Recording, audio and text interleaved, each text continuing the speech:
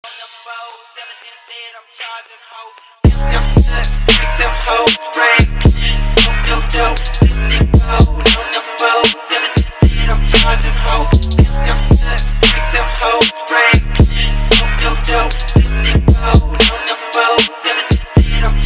un mois et demi de compétition là, quel bilan tu fais un petit peu individuellement et collectivement sur l'équipe après ces premiers mois et demi de compétition?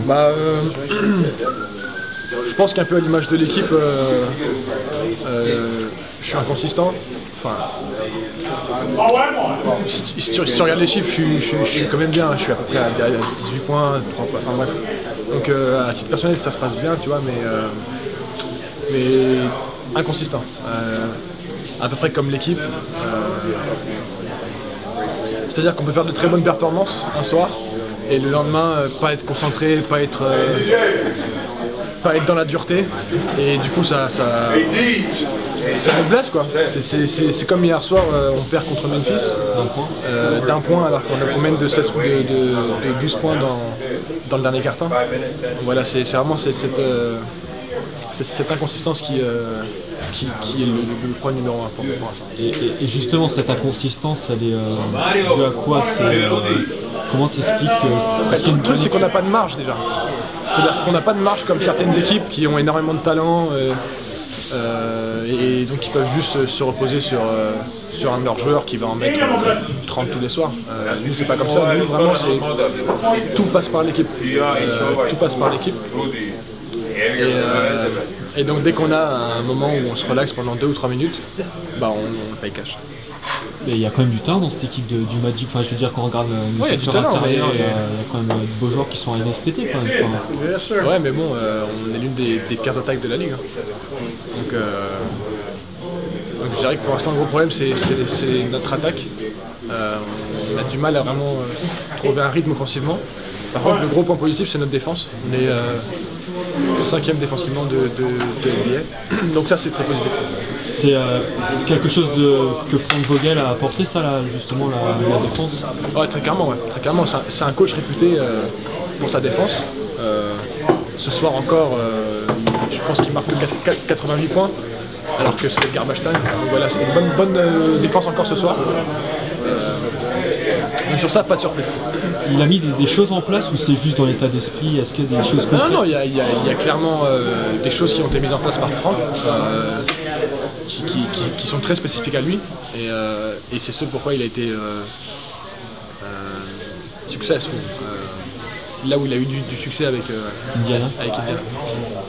Comment toi tu vis le fait de faire une très bonne saison et que justement les résultats collectifs ne suivent pas?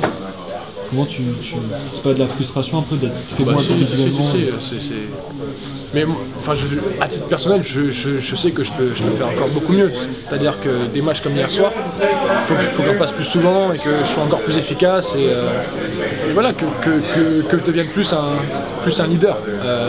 Je suis en train de devenir petit à petit, mais voilà, j'aimerais être encore plus constant et plus agressif. Après, forcément, c'est sûr que quand tu perds, que tu joues bien ou mal, c'est très frustrant. C'est très frustrant, surtout qu'on a laissé passer des matchs à la maison qu'on aurait dû gagner. Justement, quand tu parles de leader, que c'est un changement pour toi. Qu'est-ce que tu vas faire sur... Qu'est-ce qui va changer dans ton jeu finalement? Est-ce que c'est prendre plus le jeu à ton compte, le laisser encore venir à toi? Ça change pas tant que ça quand tu regardes bien, c'est juste que déjà cette année je joue plus que l'année passée.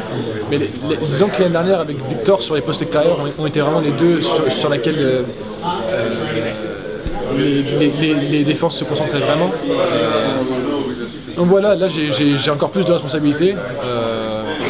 De par mon temps de jeu, de par que maintenant je suis l'option numéro 1 en attaque sur les postes extérieurs, et donc forcément la défense est plus concentrée, donc c'est à moi de faire les bons choix, de ne pas forcer, d'essayer de créer pour les autres et évidemment de me créer des situations de tir.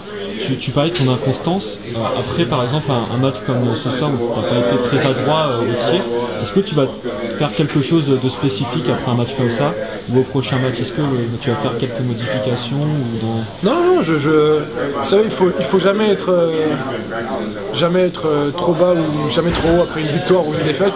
Il faut toujours essayer de rester très objectif, voir ce qu'on a mal fait, voir ce qu'on a réussi, et étudier le match, et puis continuer sa routine, tout simplement. Il y a 82 matchs, tu ne peux pas surréagir après chaque mauvais match ou après chaque bonne performance. Donc il faut rester au milieu et continuer son travail quotidien. Toi qui est le maître à jouer en attaque, tu as beaucoup de ballons en main, qu'est-ce qu'il faut changer justement? Tu me dis que l'attaque, vous êtes mauvais en attaque, qu'est-ce qui pour toi il faut changer pour rectifier le tir et à ce que l'attaque soit... Je dirais que le plus gros problème pour nous maintenant c'est le spacing. C'est le spacing parce que la NBA a vraiment changé. C'est-à-dire que s'il y a un joueur sur le terrain qui n'est pas très bon au tir, la défense va vraiment le laisser tout seul et va vraiment fermer tous les angles d'attaque. Et voilà, c'est quelque chose qui est pas évident parce qu'on a pas énormément de tireurs dans l'équipe et ça c'est un problème. Mais voilà, il faut trouver des solutions.